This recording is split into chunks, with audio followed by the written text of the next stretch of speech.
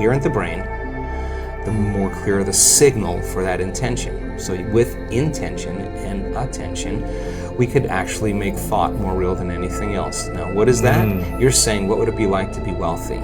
What would it be like to be abundant? What would it be like to have all my needs met? What would it be like to have more than I need? What would I do if I had everything I ever wanted? The answer always is the same. You start giving stuff away. Because if an abundant person is truly abundant, why would they hold on? They would say, I'm not in lack. There's more for everybody, okay? Turns out, though, that the signal sent out isn't enough. You're going to have to draw the experience back to you. And so send the signal out to, it's coherent brain, financial freedom, whatever abundance, all these different things. Right. Whatever that is for you. Whatever that is for you. Putting that out there with your signal, with the intention and the attention. Right. And then how do you draw it to you? So in the physical world. Right. In the physical world, you got to go get it. You got to do something. This is the plane of demonstration. You got to go get it. And when you're in lack until it occurs, right? So what I'm hearing you say, there's a way to not chase but attract. All right. So if you're creating from the field instead of from matter, right?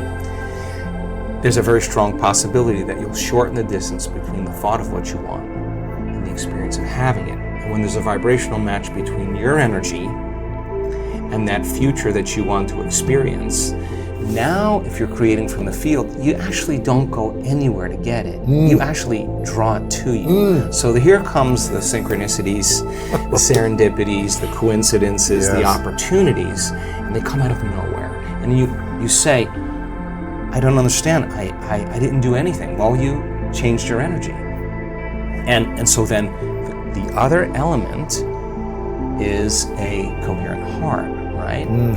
And the heart has a magnetic signature. And the magnetic signature is what draws reality to us, right? So you combine that clear intention with a coherent brain. Now here's the key. This takes practice. Yes. Because the person who's living in lack is usually unworthy, is usually insecure, is usually in their past, they're usually frustrated, they're usually impatient, they're usually resentful, because nothing's changing out there because it's taking too long. Well, everything takes a lot of time when you do matter to matter, right? So then if you teach them, okay, we know all about that. We know the story behind that. We know what your parents told you about money, all that other, don't worry about it. Don't worry about it. But now let's do something that would be really cool. Let's write down the feelings of how you would feel if that future happened, and you're going to have to feel that feeling before it occurs. So now, okay, what does an abundant person feel? Pretty much free, a lot of freedom. Peace, excited, joyful.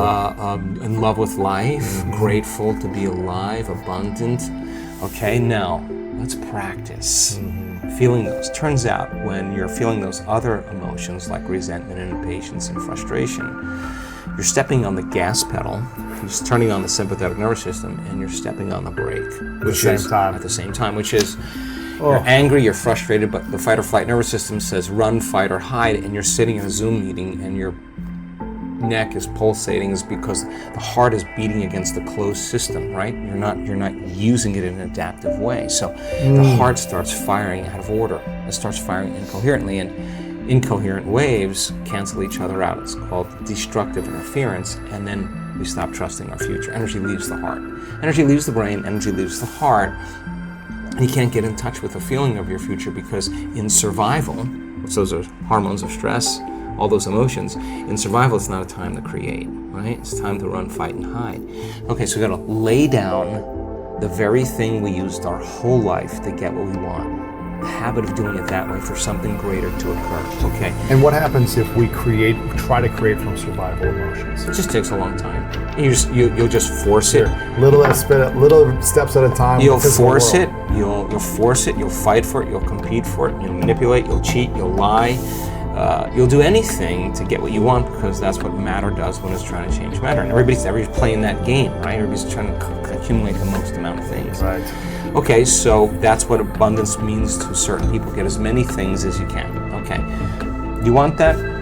Not a problem. But let's learn the formula of how to create, right? Yes. So then you'd have to feel those emotions before the experience occurred. And if you understood that that you could dissociate all of your attention from this three-dimensional reality and have no attention on anything known, and understand that it's the field that creates matter, not matter that emits the field. And if you could get to that place and change your energy with a clear intention and elevated emotion, your heart starts beating in this beautiful rhythm like a drum. We've measured it so many times, and when that occurs, the next thing that happens, the heart informs the brain it's safe to create.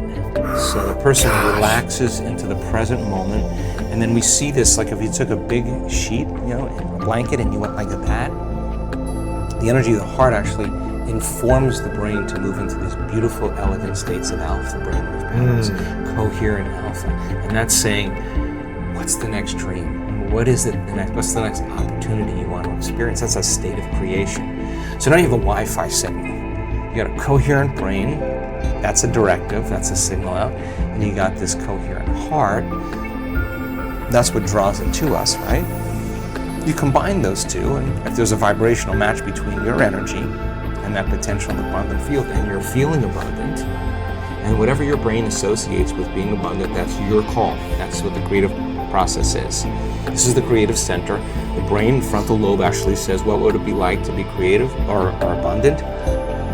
I don't know what it'd be like to be abundant. Well, then go read a few books on people who actually became abundant and realized it wasn't a glorious process. They failed miserably. They got betrayed. They learned a lot of lessons, but they persevered. And what are the qualities of that person that you could embody?